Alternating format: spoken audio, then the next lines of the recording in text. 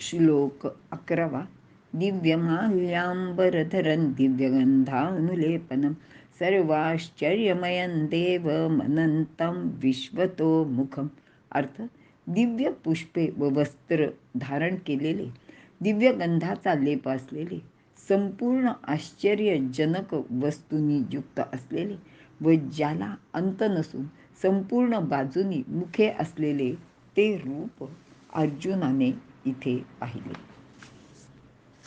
विवरण: त्या भयानक शस्त्रधारी हातांवरून अर्जुनाने भीतीनेच त्याची दृष्टी दुसरीकडे म्हणजे भगवंताचे कंठाकडे व मुकुटाकडे वळवली, तर तेथे त्याला अनेक प्रकारच्या सुंदर सुगंधी पुष्पांच्या माळा भगवंताचे गळ्यात घातलेल्या दिसल्या. तसेच मुकुटावरही विविध प्रकारच्या फुलांचे गुच्छ दिसू लागले. भगवंताचे सर्वांगावर सुगंधी उटी लावलेली होती. या उटीचा रंग इतका सुंदर होता की त्याचे वर्णन ज्ञानदेवांनी पुढील ओवीत केले आहे. ते म्हणतात: जैसी चंद्रमयाची घडी उपलवली, मग गगना करवी बुंथी घेवविली, तैसी चंदन पिंजरी देखिली सर्वांगी तेणे. आणि त्याचे सुगंधाचे वर्णन करताना माऊली म्हणतात: जयाचेने सौरभे जीवित जोडे वेदवतीये. आणि आता हे सर्व पाहून अर्जुन तर अगदी भांबावूनच गेला. त्याला कळेना की इथे देव उभा आहे का बसला आहे का झोपला आहे, नक्की काय करतोय हा. कारण सर्वत्र तर त्याला परमेश्वरच दिसत होता. अगदी समोर, मागे, पुढे, खाली, वर सर्वत्र ईश्वरमय झालेलेच अर्जुन पाहतोय. आणि इतके झाल्यावर अर्जुनाने आपले डोळेच मिटून घेतले, तरी सुद्धा त्याला सर्वत्र परमेश्वरच दिसू लागला. अशा रीतीने अर्जुनाने जे पाहण्याची इच्छा व्यक्त केली होती ते त्याला भगवंताने इथे दाखवले आहे.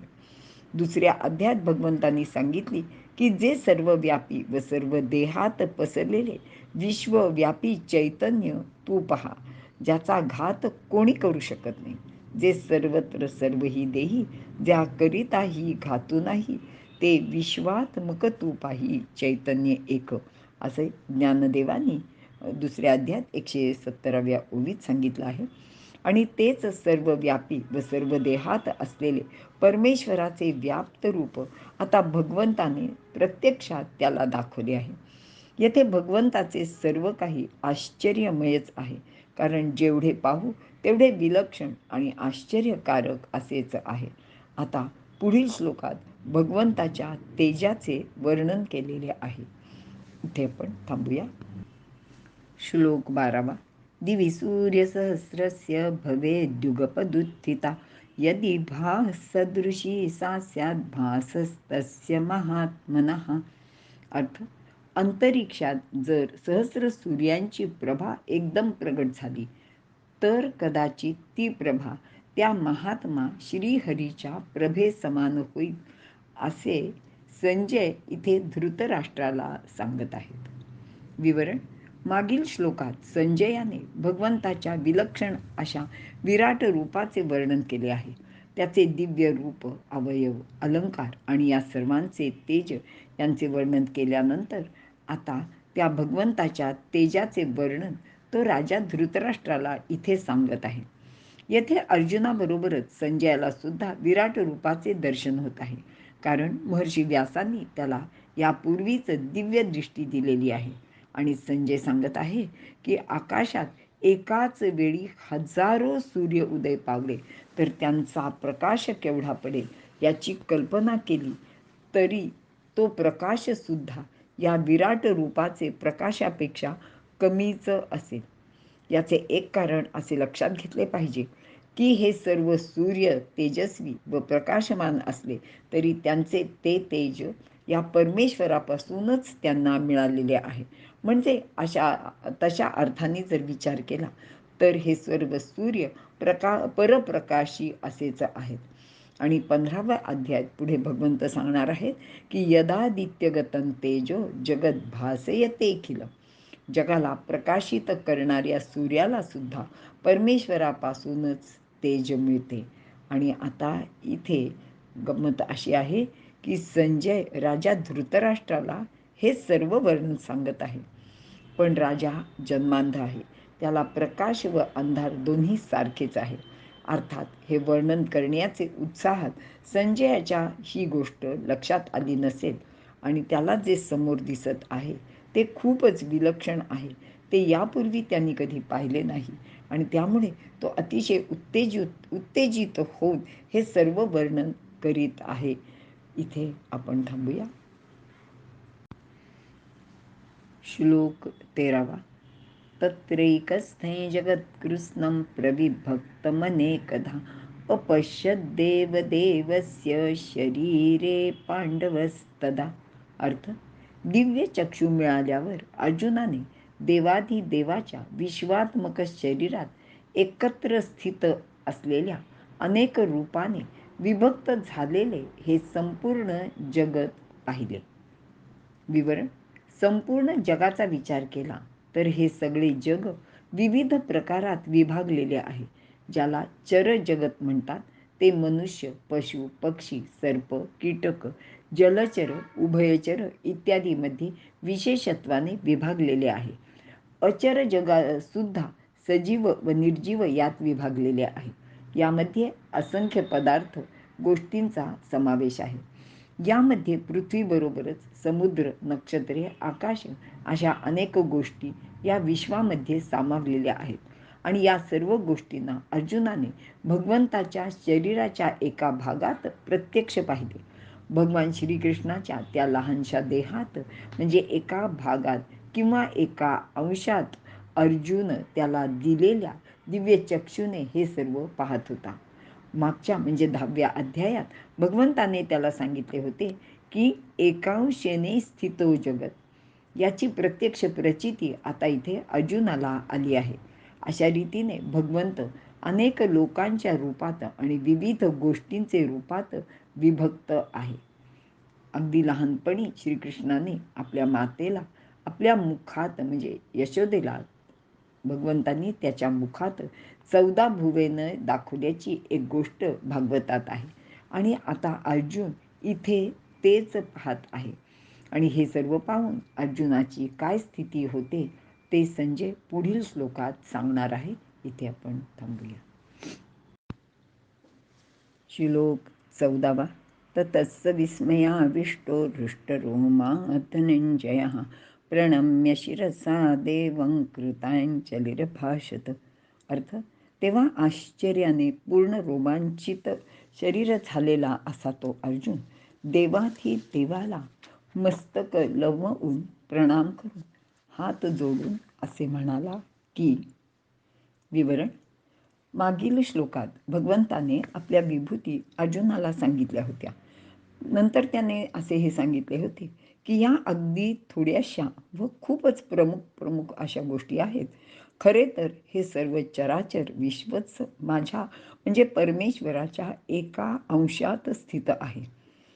हे सारे विश्व परमेश्वरानेच व्याप्त आहे. मग अर्जुनाचे मनात थोडी उत्सुकता व थोडी शंकासुद्धा निर्माण झाली. त्याने अत्यंत विनयाने भगवंताला ते आपले रूप मला दाखवा अशी विनंती केली होती. ज्ञानदेव असं वर्णन करतात की ऐसे अगाध जे तुझे विश्वरूप कानी ऐकिजे ते देखावया चित्त माझे उतावीळ देवा.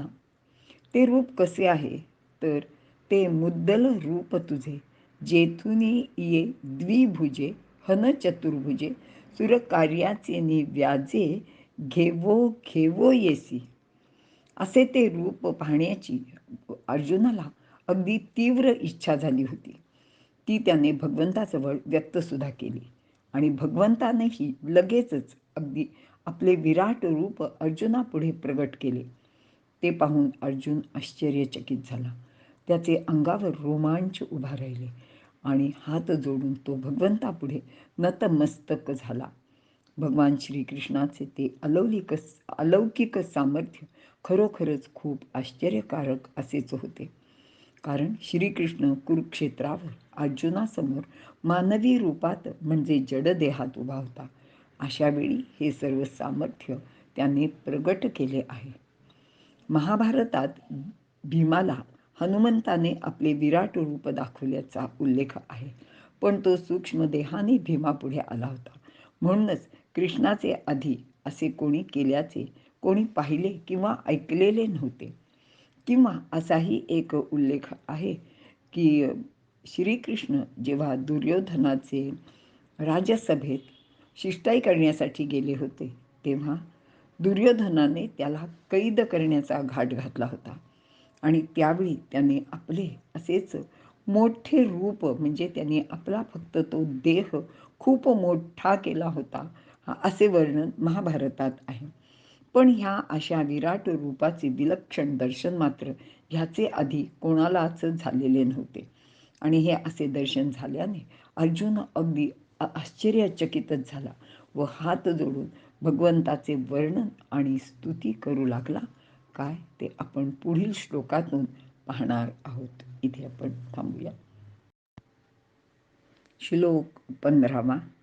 अर्जुन उवाच पश्यामि देवांस्तव देवतेः सर्वांस्तथा भूतविशेषसङ्घान् ब्रह्माण्डमीशं कमलासनस्थं ऋषींच सर्वानुरगांश्च दिव्यान्. अर्थ, अर्जुन म्हणतोय, हे देवा, मी आपल्या शरीरात संपूर्ण देवता, संपूर्ण भूतसमूह, कमलासनस्थ असा चतुर्भुज ब्रह्मदेव, सर्व ऋषी आणि त्याचप्रमाणे सर्व दिव्य असे सर्पसुद्धा पाहत आहे. अर्जुन भगवंताला नमस्कार करून म्हणाला की मला काय काय दिसते आहे ते तुम्ही ऐका. आणि याचे वर्णन करताना तो सांगतोय की तुमच्या देहात मला सर्व देवदेवतांचे दर्शन झाले आहे. ह्या जगात अनेक प्रकारच्या अस्तित्वात असलेल्या सर्व गोष्टी त्यामध्ये आहेत. त्यांचे वेगवेगळे समुदाय श्रीकृष्णाचे देहात अर्जुन पाहत आहे. यामध्ये अनेक पशु जसे हत्ती, हरणे, लांडगे, वाघ, सिंह किंवा इत्यादी, किंवा अनेक प्रकारचे पक्षी, कीटक, विविध माणसे, डोंगर, नद्या, पर्वत इत्यादी सर्वच काही त्याला दिसत आहे. त्याचप्रमाणे त्याला कमलासनावर बसलेले ब्रह्मदेव सुद्धा दिसत आहेत. आणि ईश म्हणजे सर्वांचा स्वामी असलेला असा शंकरही त्याला दिसत आहे. आणि त्याचबरोबर सर्व ऋषी, तपस्वी आणि दिव्य असे सर्पसुद्धा तो पाहत आहे. उरग म्हणजे उर म्हणजे छाती व पोट, व ग म्हणजे जाणारे किंवा चालणारे. छाती व पोट यांच्या साह्याने ते चालणारे किंवा जाणारे म्हणजे ते उरग. शंकराचे दर्शन झाल्यानंतर त्यांचे बरोबर हे सर्व तर दिसणारच. शंकर योगी रूपात असतात. त्यांचे भोवती तपस्वी असे ऋषीमुनीसुद्धा असतातच. आणि या सर्व गोष्टी अर्जुनाला श्रीकृष्णाचे शरीराचे एका भागात दिसत आहेत. त्याला अजूनही पुष्कळ काही दिसत आहे. त्याचे वर्णन पुढील श्लोकात त्यांनी केले आहे, ते पाहूया. इथे थांबूया. श्लोक 16. अनेक बाहूदर वक्त्र नेत्रं पश्यामि त्वां सर्वतोऽनन्तरूपं नान्तन्न मध्यन्न पुनस्तवादिं पश्यामि विश्वेश्वर विश्वरूप. अर्थ, हे विश्वेश्वरा, हे विश्वरूपा, अनेक बाहू, अनेक उदरे, मुखे, नेत्र असलेले अनंत रूपयुक्त तुझे रूप मी इथे पाहत आहे. परंतु तुझा आदी, अंत किंवा मध्य मला इथे दिसत नाहीये, किंवा तो कुठे आहे हे मला कळत नाहीये. विवरण. मागील 10व्या श्लोकात विश्वरूपाला अनेक तोंडे, अनेक हात, अनेक डोळे असल्याचे वर्णन केले आहे. येथेही अर्जुन पुन्हा तेच वर्णन करत आहे. त्याला विश्वरूपाच्या हाताचे ठिकाणी अनेक हात, पोटाचे ठिकाणी अनेक उदरे किंवा पोट, मुखाचे ठिकाणी अनेक मुखे, अनेक डोळे, पाय इत्यादी सर्व दिसत आहे. आणि याचा कोठेच अंतसुद्धा दिसत नाहीये. हे सर्व अनंत आहे असे तो सांगत आहे. कारण हे विश्वरूप देश, काल, व्यक्ती, पदार्थ इत्यादींचे रूपात चारही बाजूनी अनंतच असल्याचे तो पाहत आहे. या रूपाला कोठे सुरुवात, कोठे मध्य, कोठे अंत असा नव्हताच. आणि अर्जुनाची दृष्टी जिकडे जाईल तिकडे त्याला हे फक्त भव्य, दिव्य असे विराट रूपच दिसत होते. म्हणूनच अर्जुन या रूपाला अंत नाही असे म्हणत होता. सर्वसाधारणपणे आपण एखादी गोष्ट पाहतो तेव्हा त्याच्या आकाराकडे आपले प्रथम लक्ष जाते. उदाहरणार्थ एखादा माणूस पाहिला तर त्याची उंची, जाडी, रंग, रूप इत्यादी गोष्टी आपण सर्वप्रथम पाहतो.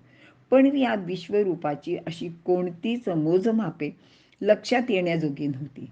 म्हणून या श्लोकात दुसरा चरण नांत, ज्याला अंत नाही असा, मध्य आणि आदी पण नाही असा हा विश्वेश्वर आहे, असे वर्णन अर्जुनाने केले आहे. थोडक्यात शरीरावर जेवढे रोम आहेत तेवढ्या विविध प्रकारच्या मूर्ती श्रीकृष्णाचे शरीरावर तो पाहत होता. अशा या विश्वरूपाचा महिमा वर्णन करणे अगदी अशक्य आहे असे अर्जुनाला वाटू लागले. ते पण थांबूया. श्लोक 17.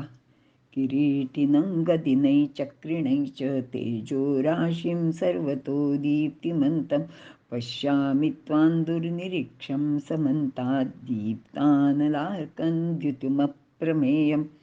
अर्थ, किरीटी किंवा किरीट धारण केलेला, गदाधारी, चक्रधारी, तसाच तेजपुंज चारी बाजूनी प्रकाशमान म्हणजेच तळपत्या सूर्याप्रमाणे व अग्निप्रमाणे अप्रमेय, अपरिमित असे, सर्वतः डोळ्यांनी पाहण्यास अत्यंत कठीण असे भगवंताचे रूप अर्जुन इथे पाहत आहे. विवरण. अर्जुन वर्णन करीत आहे की मागील श्लोकात त्यांनी सांगितल्याप्रमाणे अनेक हात, पाय, मुखे, डोळे असलेला हा भगवंत एकीकडे त्याला दिसत होता आणि त्याचबरोबर नेहमीप्रमाणे शंख, चक्र, गदा घेतलेले, मुकुट परिधान केलेले ते सुंदर रूपही तो पाहत होता.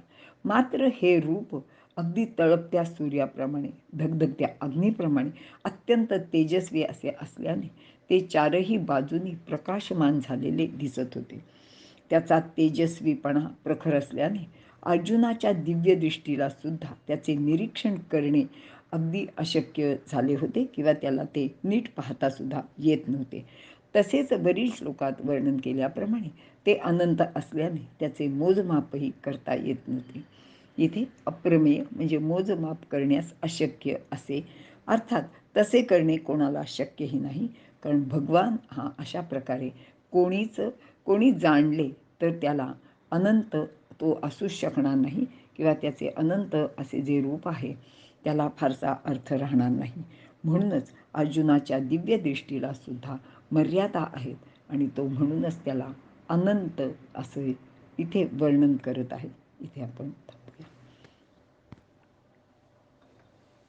श्लोक 18. त्वमक्षरं परमं वेदितव्यं त्वमस्य विश्वस्य परन्निधानं त्वमव्ययः शाश्वतधर्मगोप्ता सनातनस्त्वं पुरुषो मतो मे. अर्थ, तुम्ही जाण्यास योग्य असे अक्षर परब्रह्म आहात. तुम्हीच या विश्वाचे परम म्हणजे श्रेष्ठ असे आश्रयस्थान असून तुम्हीच अविनाशी, शाश्वत अशा धर्माचे रक्षक सुद्धा आहात. तुम्हीच सनातन पुरुष आहात असे मला वाटत आहे, असे अर्जुन भगवंताला इथे सांगत आहे. अक्षर म्हणजे ज्याला कधीही झीज नसते असे, किंवा ज्याची झीज होत नाही असा तो परमेश्वर. त्याचे ज्ञान मात्र करूनच घ्यायला हवे. ते वेदितव्यम म्हणजे वेद, शास्त्र, पुराणे, संत, तत्वज्ञ यांचेकडून घेण्यास योग्य असे परमानंद स्वरूप जो निर्गुण निराकार आहे ते आपणच आहात असे अर्जुन म्हणत आहे. अव्यय म्हणजे जो कधीही खर्च होत नाही तो, असा हा अव्ययच विश्वाचा आधारसुद्धा आहे. परमात्मा अव्यय आहे, म्हणूनच या विश्वात सतत निर्मिती सुरू आहे. या सर्व गोष्टी श्रीकृष्णाने अर्जुनाला विश्वरूप दाखवल्यामुळेच कळल्या होत्या आणि म्हणूनच अर्जुन त्याला म्हणत आहेत की आपणच शाश्वत अशा धर्माचे आधारसुद्धा आहात. येथे धर्म म्हणजे प्रचलित असलेले हिंदू, मुसलमान वगैरे असे धर्म नाहीत, तर प्रत्येक प्राणीमात्राचा स्वतःचा एक विशिष्ट धर्म असतो. जसे की वाघ, सिंह गवत खात नाहीत, मासे पाण्याशिवाय राहू शकत नाहीत, प्रकृतीचे किंवा निसर्गाचे नियमाप्रमाणेच त्या त्या प्राण्याचा स्वतंत्र असा धर्म आहे. यालाच शाश्वत धर्म असे इथे म्हटलेले आहे.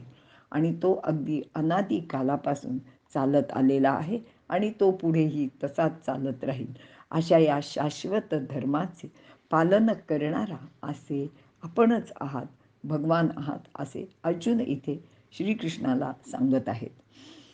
सनातन, सत, आ आणि तन.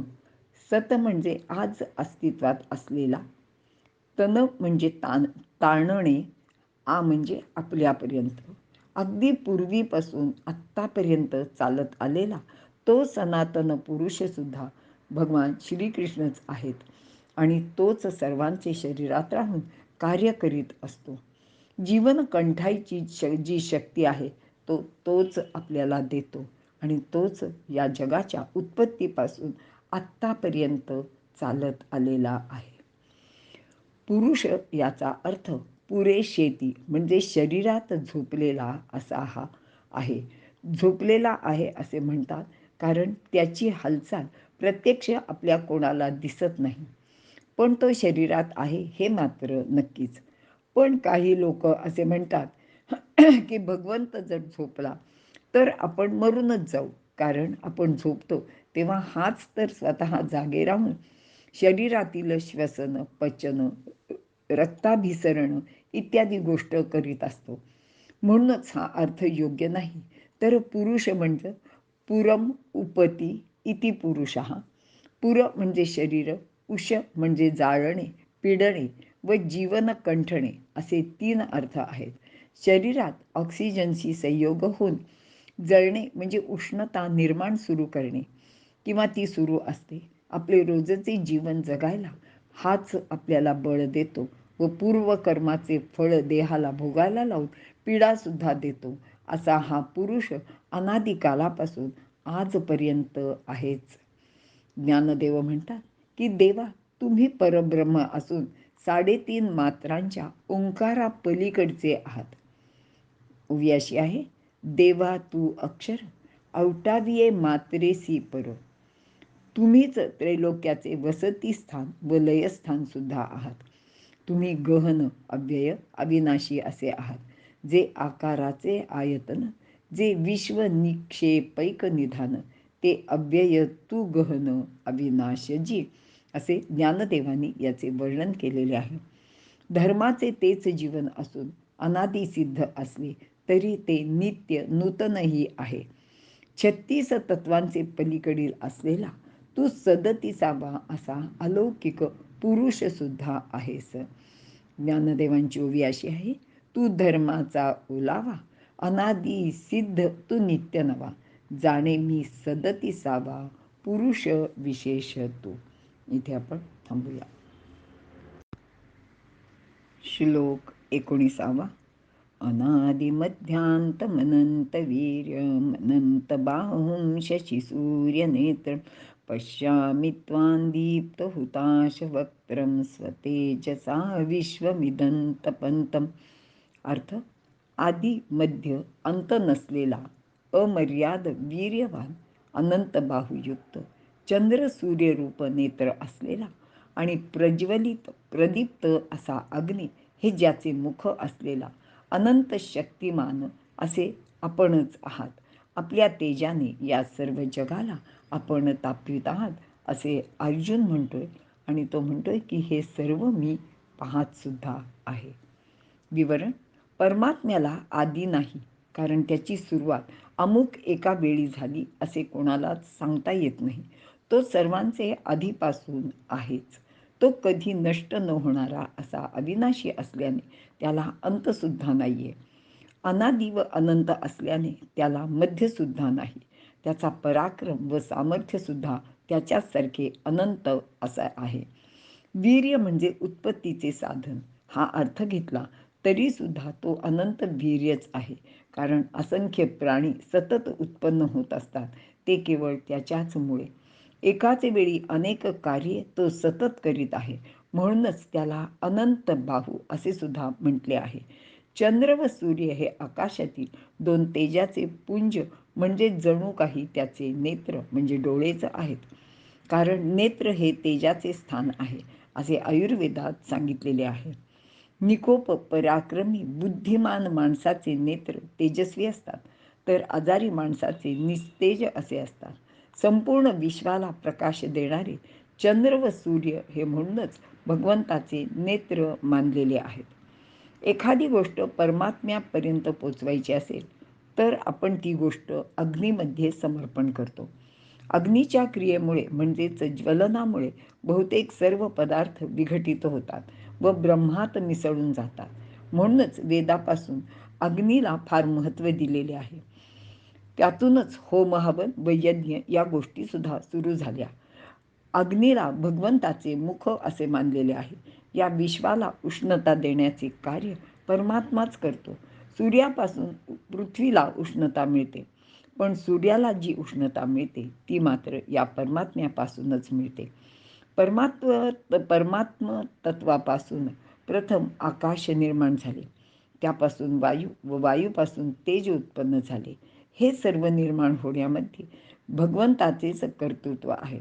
म्हणूनच या विश्वाला तापवण्याचे काम परमेश्वर आपल्या तेजाने करीत आहे असे अर्जुन इथे म्हणत आहे. इथे आपण थांबूया. श्लोक 20. द्यावा पृथिव्योरिदमन्तरं हि व्याप्तं त्वयैकेन दिशश्च सर्वाः दृष्ट्वाद्भुतं रूपमुग्रं तवेदं लोकत्रयं प्रव्यथितं महात्मन्. अर्थ: आकाश व पृथ्वी यांच्यामधील हे सर्व अंतर आणि सर्व दिशा तुम्ही एकट्याने व्यापून टाकलेल्या आहेत व तुमचे हे अद्भुत व उग्र रूप पाहून हे महात्मन त्रैलोक्याची भीतीने अगदी गाळण उडाली आहे. सर्व लोक भयभीत झाले आहे असे मला वाटते आहे, असे अर्जुन इथे भगवंताला म्हणत आहेत. विवरण: देव किंवा स्वर्ग म्हणजे वातावरणाचा सर्वात वरचा थर. या स्वर्गापासून पृथ्वीपर्यंतचे सर्व अंतर कृष्णानेच व्यापून टाकलेले आहे असे दृश्य अर्जुन इथे पाहत होता. सर्व दिशा त्यानेच भरून गेल्या आहेत असे विराट रूप खूपच उग्र असे दिसते. ते पाहून अर्जुनासारखा वीर पुरुष सुद्धा भयकंपित झाला होता. तो घाबरला होता. म्हणूनच त्याला सर्व लोक सुद्धा घाबरले आहेत असे वाटायला लागले. ते घाबरून व्यथित सुद्धा झाले आहेत असे अर्जुन भगवंताला सांगत आहेत. जसे आपण असतो किंवा आपली मनस्थिती असते तसेच आजूबाजूचे वातावरण आहे असे आपल्याला वाटायला लागते. अर्जुन स्वतः घाबरला आहे. भीतीने त्याची गाळण उडाली आहे. म्हणूनच त्याला तीनही लोक त्या विराट रूपाला पाहून घाबरले आहेत असे वाटायला लागले. वास्तविक अर्जुनाला दिव्यदृष्टी प्राप्त झाल्याने तो विराट रूप पाहत होता. इतरांना मात्र ते दिसत नव्हते. पण भयकंपित अर्जुनाचे हे लक्षात सुद्धा आले नाही. अर्जुन स्वतः महान योद्धा होता, अत्यंत पराक्रमी होता. अगदी कोणत्याही आणीबाणीचे परिस्थितीत युद्धभूमीवर यापूर्वी अनेकदा त्याने एकट्याने पराक्रम केला होता आणि प्रत्यक्ष भगवान शंकराशी सुद्धा त्याने युद्ध केले होते. तेव्हा त्याला कधीच कशाचीच भीती वाटली नव्हती. स्वतःसारखा एवढा धैर्यवान पुरुष जर घाबरतो तर इतर लोक तर घाबरणारच असे त्याला वाटायला लागले आणि ते स्वाभाविकच होते.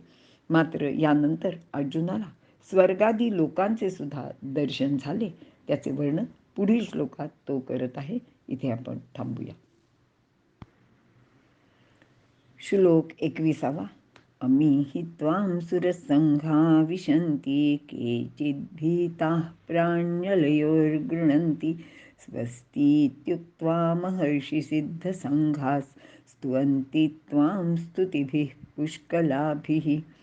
अर्थ: हे पहा, देवांचे हे गण तुमचे ठाई प्रवेश करीत आहेत व सर्व काही भयाने हात जोडून तुमची प्रार्थना करीत आहे.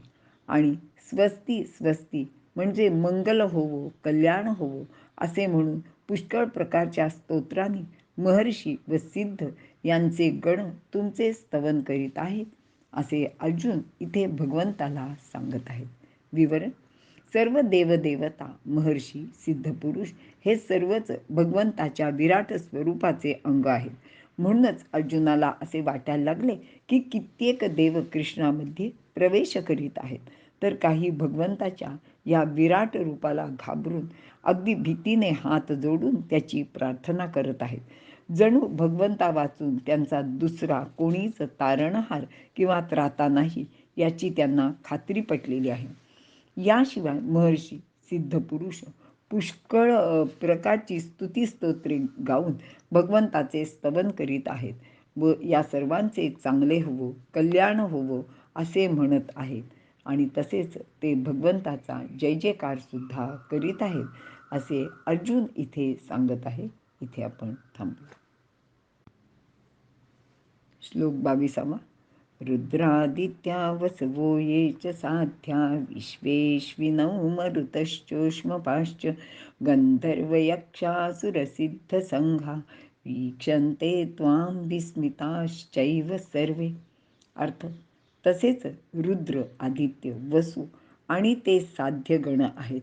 विश्वदेव, अश्विनी कुमार व मरुद्गण आणि उष्मपा म्हणजेच पितर आणि गंधर्व, यक्ष, राक्षस, सिद्ध यांचे मेळे सर्वत्र विस्मित होऊन तुमच्याच कडे पाहत आहेत असे वर्णन अर्जुन इथे करीत आहे.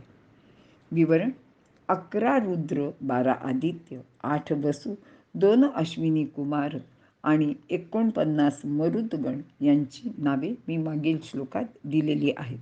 त्याचबरोबर मन, अनुमंता, प्राण, नर, यान, वित्ती, हय, नय, हंस, नारायण, प्रभव आणि विभू असे 12 साध्य देव यांचा उल्लेख वायुपुराणात केलेला आहे.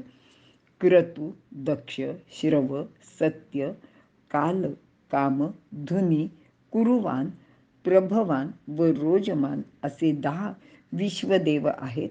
यांचाही उल्लेख वायुपुराणात आहे. दक्षकन्या विश्वा हिची मुले म्हणजेच विश्वदेव होत. धर्म म्हणजे धर्म ऋषी यांचा पिता होते. श्राद्धकाली पितरांना अर्पण केलेल्या ऊन अन्नाचे सेवन हे पितर ग्रहण करतात, म्हणून त्यांना उष्मपा असे नाव आहे.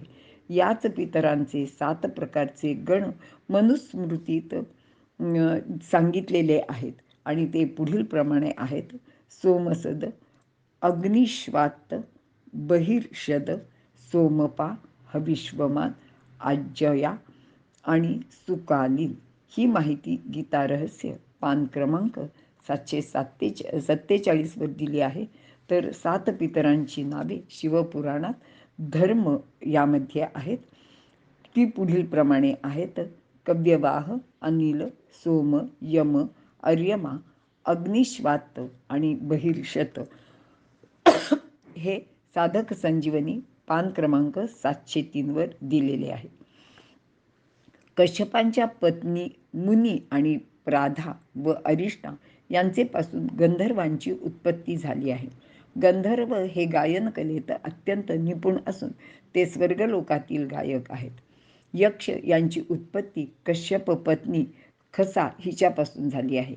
शिवाय महर्षी, सिद्ध आणि असुर इत्यादी सर्वजण आश्चर्यचकित होऊन आपणाकडेच पाहत आहेत असे अर्जुन श्रीकृष्णाला म्हणजे भगवंताला सांगत आहेत.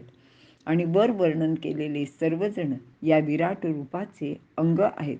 म्हणूनच पाहणारे सर्व व दिसणारे सर्व काही परमात्माच आहेत. आणि यानंतर या विराट रूपाला विक्राळ व भयंकर रूपाचे जे काही अर्जुनाला दर्शन झाले आहे त्याचे वर्णन याच्या नंतरच्या श्लोकातून अर्जुन करणार आहे. इथे आपण थांबूया. श्लोक 23.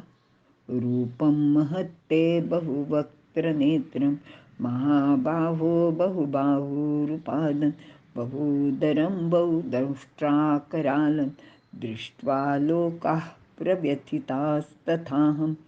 अर्थ: हे महाबाहो, तुमचे हे अवाढव्य अनेक तोंडांचे, अनेक डोळ्यांचे, अनेक बाहूंचे, अनेक मांड्यांचे, अनेक पायांचे आणि अनेक उदरांचे व अनेक अशा दाढांमुळे विक्राळ दिसणारे रूप पाहून सर्व लोकांना आणि मला सुद्धा अत्यंत भीती उत्पन्न झाली आहे असे अर्जुन इथे भगवंतांना सांगत आहेत. विवरण: श्लोक 15 ते 18 मध्ये विश्वरूपात विविध देवांचे रूपांचे वर्णन केले आहे. श्लोक 19 ते 22 मध्ये भगवंताच्या उग्र रूपाचे तर श्लोक 23 पासून महाभयंकर विक्राळ विनाशकारी अशा रूपाचे वर्णन केले आहे. यामध्ये मागील श्लोकांप्रमाणेच विराट रूपाला अनेक हात, पाय, नेत्र, उदर असून मुखातील महाभयंकर दाढांचे विक्राळ रूप मनाचा अगदी थरकाप उडवणारे आणि भयप्रद असे वर्णन अर्जुन करत आहे. या सर्वांचे आकार, रंग भिन्न भिन्न आहेत आणि ते सर्व पाहून अर्जुनासह सर्वच लोक अगदी भयभीत झालेले आहेत. अर्जुनासह सर्वांचे धैर्य व मनःशांती सुद्धा नष्ट झालेली आहे. आता इथे एक गोष्ट आपण लक्षात घेऊया की येथे या रूपाचे तेच वर्णन पुन्हा आल्याने पुनरुक्तीचा दोष उत्पन्न होऊ शकतो. पण माणूस विशेष आनंदात किंवा विशेष दुःखात अथवा घाबरलेला असेल तर बोलण्यात अशी पुनरुक्ती होतच असते. जसे एखादा चोर जर आपल्या घरात शिरला तर लोक ओरडाआरडा करायला लागतात आणि चोर चोर, पकडा पकडा, धरा धरा, मारा मारा अशा प्रकारचा आरडाओरडा करतात. तसेच विश्वरूपाचे दर्शन घेताना अर्जुन एकतर आश्चर्यचकित झालेला होता किंवा दुसरे म्हणजे तो अतिशय घाबरलेला सुद्धा होता. म्हणूनच अशी पुनरुक्ती होणे अपरिहार्य आहे असे वाटते. कारण शेवटी अर्जुन म्हणतो, अदृष्टपूर्वम हृषितोस्मी दृष्ट्वा भयेन च प्रव्यथितम मनो मे. अशा प्रकारे माणूस अति आनंद, अति दुःख किंवा भीतीयुक्त असेल तर अशी पुनरुक्ती होते आणि ते स्वाभाविकच असते असे सर्वांनी इथे लक्षात घ्यावे. इथे आपण थांबूया. श्लोक 24. नभस्पृशं दीप्तमनेकवर्णं व्याप्ताननं दीप्तविशालनेत्रं दृष्ट्वा हि त्वां प्रव्यथितान्तरात्मा धृतिं न विन्दामि शमं च विष्णू. अर्थ: आकाशाला जाऊन भिडलेले तेजस्वी अनेक रंगाचे जबडा पसरलेले आणि मोठ्या व प्रदीप्त डोळ्यांनी युक्त अशा देवाला पाहून अंतरात्मा व्याकुळ झाल्याने, हे विष्णू, अर्जुन म्हणतोय की माझा तर इथे अगदी धीरच सुटला आहे आणि मनाची शांती सुद्धा नाहीशी झालेली आहे. विवरण: या श्लोकात भगवंताचा नभ भेदून किंवा नभाला स्पर्श करणाऱ्या रूपाला अर्जुन पाहत होता. कारण याआधी त्याने विविध आकार व असंख्य अशी मुखे, डोळे, हात, पाय इत्यादी गोष्टी पाहिल्या होत्या. आता तो भगवंताची उंची पाहत आहे. तर भगवंत आकाशाला स्पर्श करीत असल्याचे अर्जुनाला दिसायला लागते. माणसाची दृष्टी जेथपर्यंत जाते तेथपर्यंत त्याला आकाशच दिसते आणि त्यानंतर मात्र त्याला निळा रंग दिसू लागतो. यालाच दृष्टीचे आकाशाला स्पर्श करणे असे म्हणतात. अर्जुनाची दृष्टी जेथपर्यंत पोचली होती किंवा जिथपर्यंत जात होती तिथे फक्त भगवंताचेच दर्शन त्याला घडत होते. शिवाय ते रूप विविध रंगी सुद्धा दिसत होते. ते अतिशय दैदिप्यमान असे सुद्धा होते. जगाला जणू खाऊन टाकण्यासाठी या विश्वरूपाने आपले मुख पसरले आहे. त्याचप्रमाणे अतिशय दैदिप्यमान व विशाल असे नेत्रही अर्जुन पाहत होता. अशा प्रकारचे महाभयंकर रूप पाहून अर्जुन तर मनातून खूपच व्यथित झाला आणि खूप घाबरला सुद्धा, अगदी भयभीत झाला आणि त्याचे मनाला अजिबात शांती वाटेनाशी झाली. तसेच त्याचे सर्व धैर्यसुद्धा नष्ट झाले, गळून पडले. या भयंकर विश्वरूपाचे दर्शन एकाच वेळी संजयाला व अर्जुनाला सुद्धा होत आहे. येथे अर्जुन घाबरला आहे, त्याचे धैर्य नाहीसे झाले आहे. कारण भगवंताचे खरे रूप त्याला आजवर पाहायला मिळाले नव्हते. तसेच त्याचे विशेष तत्वाला अर्जुन अजिबातच जाणत नव्हता. तो त्याला आपला सखा, मित्र किंवा नातेवाईक समजत होता आणि सर्व काही तोच आहे, म्हणजेच वासुदेव सर्व हे तत्व फक्त संजयाला मात्र फार पूर्वीपासून ठाऊक होते. त्याचप्रमाणे भीष्म, विदुर, कुंती हेही भगवंताला या विशेष तत्वाला जाणत होते. पण अर्जुनाचे मात्र तसे नव्हते. त्याला श्रीकृष्णाचा हा प्रभाव अजिबातच ठाऊक नव्हता. त्याचा विमूढ भाव अद्याप पूर्णपणे गेलेला नव्हता. हेच त्या भीतीचे एकमेव कारण आहे. पुढील श्लोकात अर्जुन त्या महाभयंकर विराट स्वरूपाचे आणखी सुद्धा वर्णन करणार आहे. इथे आपण थांबूया.